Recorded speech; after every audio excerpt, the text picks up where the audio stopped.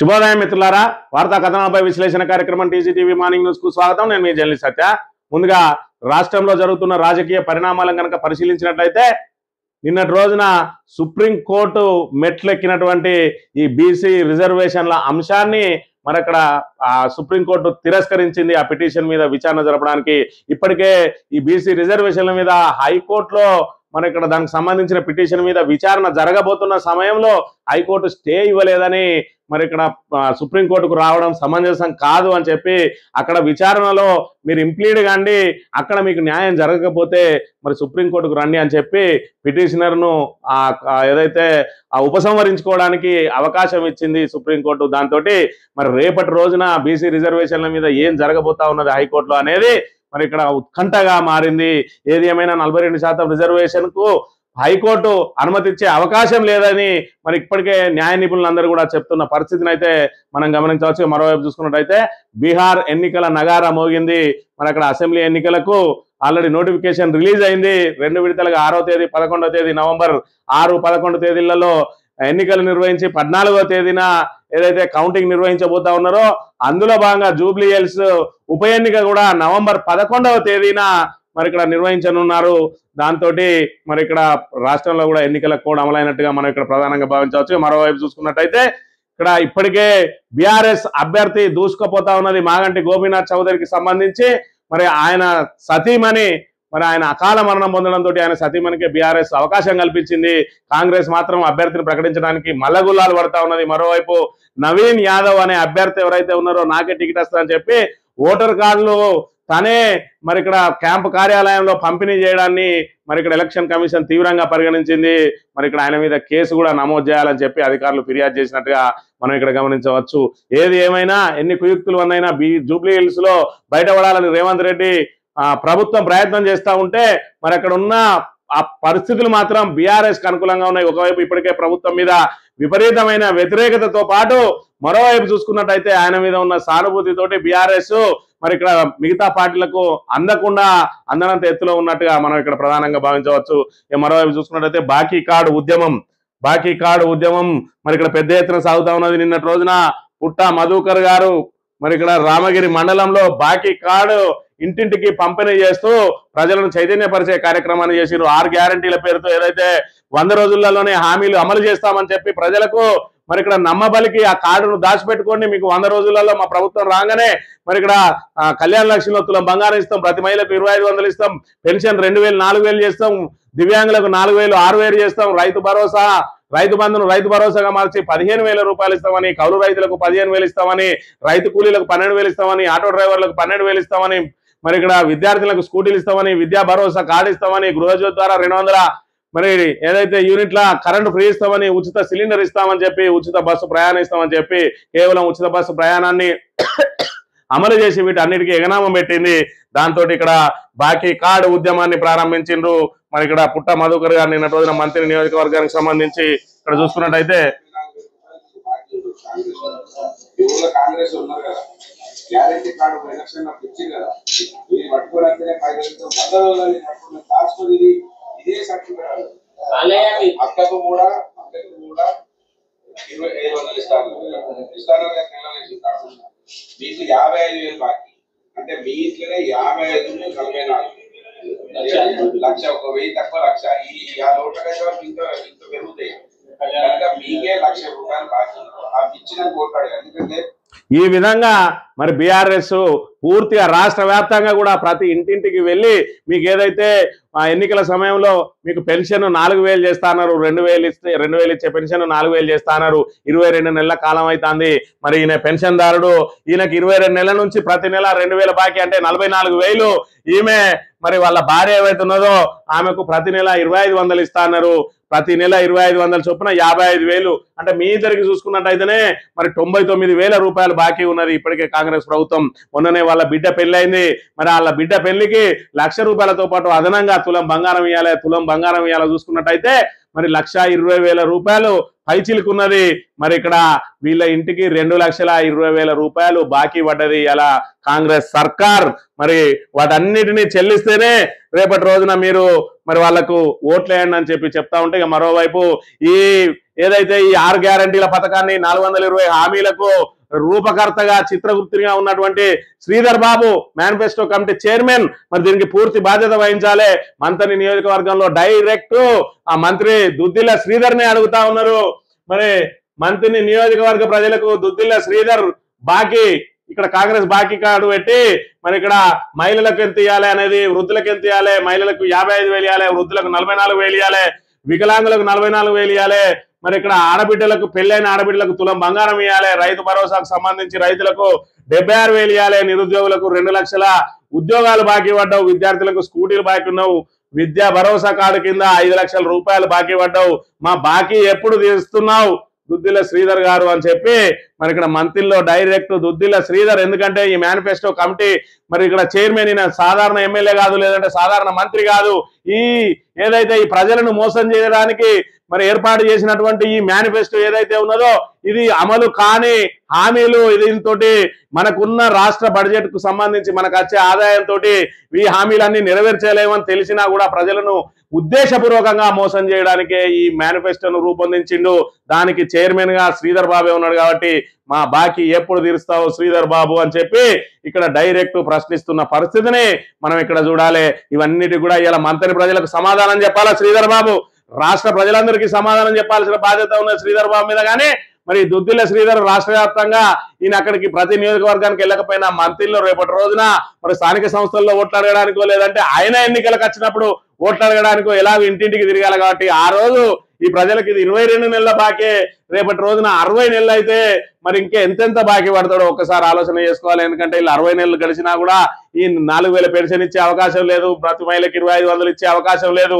ఏదో లాస్ట్ 2-3 నెలలు ప్రజలను మభ్యపెట్టడానికి ఇచ్చినా కూడా మరి ఇక్కడ మిగతా 47 నెలలు 57 నెలలు మరి బాకే ఉంటాడు దుద్దిల్ల శ్రీధర్. కాబట్టి మరి ఇక్కడ ప్రజలందరూ నిలదీయడానికి సిద్ధంగా ఉన్నారు. మీరు మార్పు అని ప్రజలను ఏమార్చే ప్రయత్నం చేస్తే ఇప్పుడు వచ్చింది నిజమైన మార్పు. మొన్నటి రోజున హాస్పిటల్ కార్మికులు ఎవరైతే ఉన్నారో వాళ్ళందరూ కూడా దుద్దిల్ల శ్రీధర్ ఆయన క్యాంపు కార్యాలయాన్ని ముట్టడించి మేము పండుగ జరుపుకోవద్దా, మాకు ఎప్పుడిస్తావు జీతాలు, ఎప్పుడిస్తావు మంత్రి అని చెప్పి ప్రశ్నించిన పరిస్థితిని బట్టి చూస్తూ ఉంటే మార్పు మొదలైందనే విషయాన్ని మనం ఇక్కడ ప్రధానంగా గమనించాలి. వార్తా కథనాలను కనుక పరిశీలించినట్లయితే బీసీ రిజర్వేషన్లపై హైకోర్టుకి వెళ్ళండి. బీసీ రిజర్వేషన్ల అంశంపై హైకోర్టు స్టే ఇవ్వకపోతే సుప్రీంకోర్టుకు వస్తారా? ఆ అంశంపై హైకోర్టులో విచారణ పూర్తి కాకుండానే మేము విచారణ చేపట్టలేము. ఇది ఏదైతే సుప్రీంకోర్టు నిన్న రోజున బీసీ రిజర్వేషన్ల మీద అడ్డుకోవాలని పోయిన వారిని పిటిషన్ను మరి ఇక్కడ కొట్టేయలేదు. ఏంటంటే హైకోర్టులో విచారణ ఉన్నది కదా, ఇప్పుడే ఇక్కడికి రావాల్సిన మరి ఇక్కడ అంత తొందర ఎందుకు వచ్చింది, అక్కడ మీకు న్యాయం జరగకపోతే రండి అని చెప్పింది. కాబట్టి రేపటి రోజున హైకోర్టులో రాబోయే తీర్పే కీలకంగా మారనున్నది. హైకోర్టు కనుక జాప్యం చేస్తే అభ్యర్థుల భవితవ్యం మరి ఇక్కడ ఏదైతే పూర్తిగా త్రిశంకు స్వర్గంలో మారే అవకాశం ఉన్నాయి. కాబట్టి హైకోర్టు రేపటి రోజున స్పష్టమైన తీర్పు ఇస్తుందని చెప్పి రాష్ట్ర ప్రజలందరూ కూడా ఎదురు చూస్తా ఉన్నారు. ఇక మరోవైపు చూసుకున్నట్టయితే మరి ఇక్కడ బీసీలకు సంబంధించి 42% ఇచ్చి మరి ఇక్కడ ఏబిసిడీలుగా ఉన్నారు బీసీలు. మరి ఇక్కడ 42% ఇస్తే అది బీసీలలో కూడా మరి ఏదైతే ఆధిపత్య కులాలకు మాత్రమే అవకాశాలు అందే ఉంటాయి, ఎంబీసీలకు అందే అవకాశం ఉండదు. కాబట్టి ఏబిసిడీలుగా వర్గీకరించిన తర్వాతనే స్థానిక ఎన్నికలు నిర్వహించాలి అని చెప్పి ఆ 42%లో ఏబిసిడీలుగా వర్గీకరించండి అని కూడా మరి నిన్నటి రోజున హైకోర్టులో పిటిషన్ దాఖలైంది. దాని మీద కూడా రేపటి రోజునే కలిపి విచారణ చేయనున్నారు.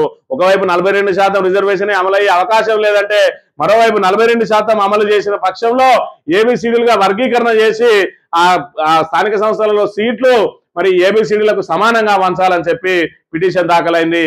మరి దీని మీద హైకోర్టు ఏం నిర్ణయం తీసుకోబోతుందో మనం చూడాలి. బస్తీ గుండల్లో మాగంటి బీఆర్ఎస్ అభ్యర్థి సునీత గోపీనాథ్ ను ఆదరిస్తున్న జూబ్లీ హిల్స్ ఓటర్లు అని చెప్పి ఆల్రెడీ మరి ఇక్కడ ఏదైతే మాగంటి సునీత గోపీనాథ్ ఆల్రెడీ ప్రజలను ఇప్పటి వరకే ఒక రౌండ్ జుట్టొచ్చింది. మరి పూర్తి స్థాయిలో అక్కడ ఉన్న బస్తీ ప్రజలందరూ కూడా ఆమె వైపు ఆకర్షితులైతా ఉన్నారు. ఎందుకంటే ఆమె మీద సానుభూతి ఉన్నది, భర్తను కోల్పోయిన సానుభూతి. మరోవైపు బీఆర్ఎస్ అంటే అభిమానం, మళ్ళీ సిట్టింగ్ సీటు. మరోవైపు చూసుకున్నట్లయితే కాంగ్రెస్ మార్పు పేరుతోటి ప్రజలను ఏమార్చి హైదరాబాద్ లో ఒక్క సీటు సాధించకున్న గ్రామీణ ఓటర్లతో ఏ విధంగా అయితే అధికారంలోకి వచ్చిందో ఈ రోజు గ్రామీణ ఓటర్లు ఎన్ని రకాలుగా ఇబ్బందులు పడతా ఉన్నారో, సంక్షేమ పథకాలకు ఆశపడి మరి ఇక్కడ వాళ్ళు ఇచ్చిన 6 గ్యారెంటీలకు ఆశపడి ఓట్లేసిరో ఎవరికి కూడా హామీలు నెరవేర్చకపోవడంతో హైదరాబాద్ ప్రజలందరూ కూడా సిద్ధంగా ఉన్నారు. మొన్న చూసుకున్నట్టయితే హైడ్రా తోటి ఎన్ని రకాల ఇబ్బందులు పడతా ఉన్నారు. మరోవైపు చూసుకున్నట్టయితే వరదలు వస్తే ఏ విధంగా ముంపుకు గురవుతున్నాయి కాలనీలు, ఇవన్నీ చూస్తున్న ప్రజలు ఖచ్చితంగా కాంగ్రెస్ కు బుద్ధి చెప్పడానికి జూబ్లీ హిల్స్ లో సిద్ధంగా ఉన్నారు. మరి ఈ విధంగా అక్కడ మైనారిటీ ఓట్లు ఎక్కువ ఉంటాయి, ఆ మైనారిటీ ఓట్లను ఆకట్టుకోవడానికి వాళ్ళకు కబర్స్థాన్ కు మరి ఇక్కడ ఏదైతే స్థలం ఇస్తామని చెప్పి శ్మశాన రాజకీయాన్ని ప్రారంభం చేసింది కాంగ్రెస్. తీరా చూస్తే అది సైనికులకు సంబంధించిన స్థలం అట. మరి ఆ సైనికులు వచ్చి ఇదంతా మా స్థలం, వీళ్ళు ఎవరు అడుగు పెట్టొద్దని చెప్పి ప్రయత్నం చేశారు. కబరస్థాన్ పై కాంగ్రెస్ అబ్రగదబ్రా. జూబ్లీ హిల్స్ ఎన్నికల కోసం మైనార్టీలకు రేవంత్ సర్కార్ డోకా. శ్మశానానికి వివాదాస్పద స్థలం కేటాయింపు కప్పిపుచ్చుకునే కాంగ్రెస్ ఇంకో డ్రామా. మరో వివాదాస్పద స్థలం అంటగట్టేలా ప్లాన్. జూబ్లీ హిల్స్ ఎన్నికల్లో ఓట్ల కోసం ఉత్తర్వులు అని చెప్పి ఇక్కడ పూర్తి స్థాయిలో మరి శ్మశాన రాజకీయాన్ని మొదలుపెట్టింది. అయినప్పటికీ కూడా వాళ్ళను మరి ఇక్కడ ఎవరు కూడా నమ్మే పరిస్థితి లేదు. ఇలాంటి నీచ రాజకీయాలను మరి ఇక్కడ బంద్ చేయి రేవంత్ రెడ్డి అని చెప్పి వాళ్ళే చెప్తున్న పరిస్థితులు మనం ఇక్కడ ప్రధానంగా గమనించాలి.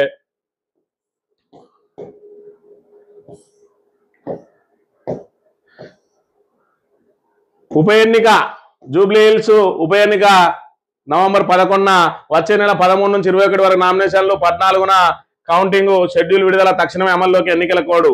జూబ్లీ హిల్స్ ఉప ఎన్నిక షెడ్యూల్ ఇచ్చింది, నోటిఫికేషన్ అక్టోబర్ 13 ఇస్తున్నారు. నామినేషన్ల స్వీకరణ అదే రోజు నుంచి స్టార్ట్, చివరి తేదీ 21 వరకు. నామినేషన్ల పరిశీలన 22, నామినేషన్ల ఉపసంహరణ 24, పోలింగ్ తేదీ 11, లెక్కింపు ఓట్ల లెక్కింపు 14. మరి ఈ రకంగా ఏదైతే బీహార్ ఎన్నికలతోటి ఉప ఎన్నికలు వస్తాయని ఏదైతే అనుకున్నారో ఆల్రెడీ ఉప ఎన్నికలు ప్రారంభమైనాయి. రేపటి రోజున మరి ఇక్కడ జీవో కనుక కొట్టేసినట్టయితే, బీసీ రిజర్వేషన్లకు సంబంధించిన జీవో కనుక కొట్టేసినట్టయితే స్థానిక సంస్థల ఎన్నికలు కూడా ఇక్కడ నవంబర్ తర్వాతనే మళ్ళా దానికి సంబంధించిన నోటిఫికేషన్ వచ్చే అవకాశం ఉంటుందనే విషయాన్ని కూడా మనం ఇక్కడ ప్రధానంగా గమనించాలి. కాంగ్రెస్ ఉంటే గూనె పెంకులు అమ్ముకునుడే. యూరియా కోసం 4 రోజులు తిరుగుతున్న కౌలుకు తీసుకుంటే వాళ్ళ పాస్బుక్లు ఎట్లా తేవాలి? కేసీఆర్ సార్ ఇలాంటి కండిషన్లు ఎప్పుడు పెట్టలే. ఆయన వల్ల కౌలుదారు రైతు ఇద్దరు బతికిండ్రు. వేషాలపల్లిలో కౌలు రైతు కొడారి సతీష్ ఆవేదన. మరి ఇక్కడ ఇంటింటికి కనుక తిరిగినట్టయితే బీఆర్ఎస్ నాయకులు ప్రజల నుంచి అనూహ్యంగా స్పందన లభిస్తా ఉన్నది. అదే రీతిలో కాంగ్రెస్ మీద ఉన్న వ్యతిరేకతను అంతా కూడా వెళ్ళగక్కుతున్న పరిస్థితులు కూడా మనం ఇక్కడ గమనించాలి. ఇక పత్తి కొనుగోలుకు షరతులు వర్తిస్తాయట. రైతులను ముంచడమే ధ్యేయంగా నడుస్తా ఉన్నది ప్రభుత్వం. రైతులను పట్టించుకున్న పాపానవ్వలేదు. ఇలా రైతులు మరి ఏ విధంగా ఇబ్బందులు పడతా ఉన్నారో అన్ని రకాల రైతులు కూడా ఆఖరికి పత్తి రైతులు అరిగోస పడుతున్న పరిస్థితిని కూడా మనం ఇక్కడ ప్రధానంగా గమనించాలి. ఇక రీజనల్ రింగ్ రోడ్ అలైన్మెంట్ మరి ఇక్కడ మార్చడాన్ని నిరసిస్తూ రైతులు కథం దొక్కిన RRR భూ బాధితులు మరి ఇక్కడ బలవంతంగా తమ భూములు గుంజుకోవడాన్ని నిరసిస్తూ ఆందోళన దిగినట. నల్గొండ రంగారెడ్డి జిల్లాలోని RRR భూ నిర్వాసులు సోమవారం హైదరాబాద్ HMDA కార్యాలయాన్ని ముట్టడించారు. సిపిఐ సిపిఎంల ఆధ్వర్యంలో అనే విషయాన్ని మనం ఇక్కడ ప్రధానంగా గమనించాలి. ఇక గురుకులాల విషయానికి వస్తే కేసీఆర్ ఏర్పాటు చేసినటువంటి గురుకులాలు మంచి ఫలితాలను ఇస్తా ఉన్నాయి. మరి ఇక్కడ చూసుకున్నట్లయితే గురుకులం కేసీఆర్ కళ సాకారం. ప్రతి 5గురిలో ఒక విద్యార్థికి మెడికల్ సీటు. పేదింటి బిడ్డలకు భరోసా. సత్ఫలితాలు ఇస్తున్న ప్రతిభా కళాశాలలు. నీట్ 2025లో సత్తా చాటిన మైనారిటీ గురుకుల విద్యార్థులు. ఆల్గోలు బూచిపల్లి క్యాంపస్ నుంచి 16 మంది MBBS సీట్లు. 10 ఏళ్లలో డాక్టర్లుగా 1200 మందికి పైగా గురుకుల విద్యార్థులు అని చెప్పి మరి ఇక్కడ చూసుకున్నట్లయితే గురుకులాలకు సంబంధించి గురుకులం అంటేనే కేసీఆర్ అనే గురుకులం ఆదిని కూడా నిర్వీర్యం చేయడానికి ప్రయత్నం చేస్తున్న పరిస్థితులు కూడా చూసినాం. అనేక రకాలుగా ఫుడ్ పాయిజన్ కేసులు, అనేక రకాలుగా అక్కడ కరెంటు షాకులతోటి విద్యార్థులు చనిపోవడం, పాము కాట్లతోటి విద్యార్థులు చనిపోవడం, సౌకర్యాల లేమి. ఎందుకంటే గురుకులాల మీద ప్రభుత్వానికి అంత వ్యతిరేకత ఉన్నది. ఇలా గురుకులం అంటే కేసీఆరే గుర్తొస్తారన్న విషయాన్ని మనం ఇక్కడ చూడాలి. ఇక స్థానిక ఎన్నికల తర్వాత బస్ ఛార్జీల మోతాట. ఆల్రెడీ హైదరాబాద్ లో సిటీ బస్ ఛార్జీలు పెంచిండ్రు. ఇక నెక్స్ట్ మన దగ్గరనే బస్ ఛార్జీలు పెంచడానికి ప్రయత్నం చేస్తా ఉన్నారు. ఇప్పటికే కార్గోను ప్రైవేట్ కి అప్పగించిండ్రు.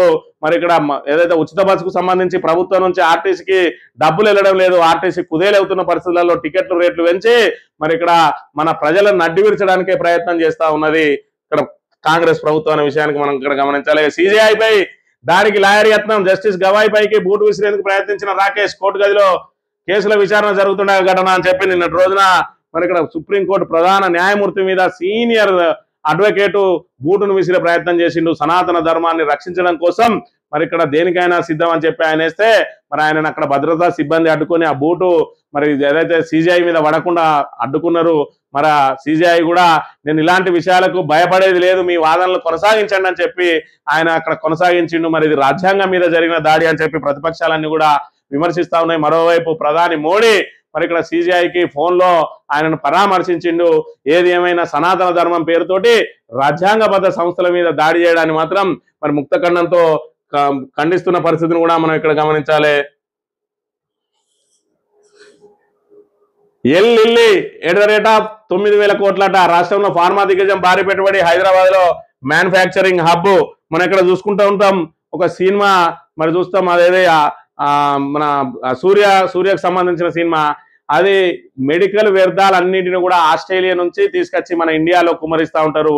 అట్లాంటి పరిస్థితే మెడికల్ ఫార్మా రంగానికి సంబంధించి అగ్రదేశాలు ఏవి ఉన్నాయో అగ్రదేశాలు వాళ్ళ దగ్గర ఫార్మా ఉత్పత్తులు ఎందుకంటే ఫార్మా నుంచి అనేకమైన వ్యర్థాలు వచ్చే అవకాశం ఉంటుంది, వాళ్ళ దగ్గర వాతావరణ పరిస్థితులు దెబ్బతినే అవకాశం ఉంటుంది. కానీ మనకు మరి గతి లేని పరిస్థితులలో మనం ఫార్మా రంగాన్ని ఆహ్వానిస్తాం. వాస్తవంగా ఫార్మా రంగానికి మరి ఇక్కడ పూర్తి స్థాయిలో ఏదైతే విదేశీ సంస్థలను అనుమతించడాన్ని కొంతవరకు నియంత్రించుకోకపోతే ఆ కాలుష్యాన్ని అంతా మనమే భరించుకోవాల్సి వస్తుంది. మరి గత ప్రభుత్వం చూసుకున్నట్టయితే మరి గ్రీన్ ఫార్మా పేరుతోటి ఫార్మాసిటీని ఏర్పాటు చేయడానికి ప్రయత్నిస్తూ ఉన్నది. మరి ఇది గ్రీన్ ఫార్మాలో భాగమా లేదంటే మరి ఇక్కడ పూర్తి స్థాయిలో వాళ్ళు ఫార్మా అనే కంపెనీనే తీసుకొస్తారా అనేది మనం ఇక్కడ గమనించాలి. ఏది ఏమైనా ఫార్మా కంపెనీలు విదేశాల నుంచి వస్తే అది అభివృద్ధి జరిగినట్టు కాదు, మన దగ్గర విధ్వంసం జరిగినట్టుగా మాత్రమే మనం ఇక్కడ భావించాలి. ఈ ఆంధ్రజ్యోతి విషయానికి వస్తే హైకోర్టులో తేల్చుకోండి అని చెప్పిన పరిస్థితి. సుప్రీంకోర్టు ఏదైతే బీసీ రిజర్వేషన్ల మీద బీహార్ దంగల్ షురు, అసెంబ్లీ ఎన్నికలకు షెడ్యూల్ విడుదల చేసిన కేంద్ర ఎన్నికల సంఘం 2 దశల్లో ఎన్నికలు నవంబర్ 6, 11 తేదీలో పోలింగ్, 14న ఓట్ల లెక్కింపు. దాంతో పాటు జూబ్లీ హిల్స్ ఉప ఎన్నిక 2వ దశలో జరగబోయే 11వ తేదీన మన దగ్గర మరి ఇక్కడ ఇది ఏదైతే జూబ్లీ హిల్స్ ఉప ఎన్నిక జరగబోతా ఉన్నది. జూబ్లీ హిల్స్ ఉప ఎన్నిక అనేది రేవంత్ రెడ్డికి చావో రేవో అన్న చందంగా తయారైంది. మరి ఇక్కడ రేవంత్ రెడ్డి ప్రభుత్వం ఏర్పడిన తర్వాత మొట్టమొదటిసారి వస్తున్న ఎన్నిక. దీనిలో గనక మరి జూబ్లీ హిల్స్ లో పెద్ద ఎత్తున మరి బీఆర్ఎస్ కు పెద్ద ఎత్తున మెజార్టీ వచ్చిన పక్షంలో ఇది రేవంత్ రెడ్డి మెడకు మరి గుదిబండగా మారే అవకాశం ఉన్నదనే విషయాన్ని మనం ఇక్కడ గమనించాలి. ఎకరానికి 177 కోట్లట. రాష్ట్ర స్థిరాస్తి రంగ చరిత్రలో సరికొత్త రికార్డు. 7 ఎకరాల 67 సెంట్ల భూమి 1357 కోట్ల పోయిందట. దుర్గం చెరువు పక్కనే కొండపై భూమి ఉన్నది. వేలంలో రియల్టీ సంస్థకు ఉన్నదట. ఎకరం 152 కిలోల బంగారంతో సమానమట. పెద్ద ఎత్తున వేయిందని చెప్పి సంకలు గుద్దుకుంటా ఉన్నారు. దీంతో రియల్ ఎస్టేట్ రంగం పెద్ద ఎత్తున మరి ఇక్కడ విస్తరించింది. అది కుదేలు కాలేదు అని చెప్పుకునే ప్రయత్నం చేస్తా ఉన్న పరిస్థితిని మనం ఇక్కడ గమనించాలి. ఇక మల్లోజుల వేణుగోపాల్ లొంగుబాటాట ఇంకా లొంగిపోలేదు, కానీ ఆయన మావోయిస్ట్ పార్టీ మీద మాత్రం తన వాగ్బానాలు విసురుతా ఉన్నాడు. మావోయిస్ట్ పార్టీని వీడేందుకు సిద్ధమైన అగ్రనేత. పోలీసులతో సంప్రదింపులు, సమాచారం లేదంటున్న పోలీసులు. తాజాగా మల్లోజుల వేణుగోపాల్ పేరిట మరో లేఖ విడుదల. పార్టీ తప్పిదాలే పోరాటాన్ని దెబ్బతీశాయి, ప్రాణత్యాగాలు నాపాలి, పార్టీ నష్టాలకు నేను కారకునే, అందుకే తప్పుకుంటున్నంటున్న మరి మల్లోజుల మొత్తానికైతే మరి ఇక్కడ ఆపరేషన్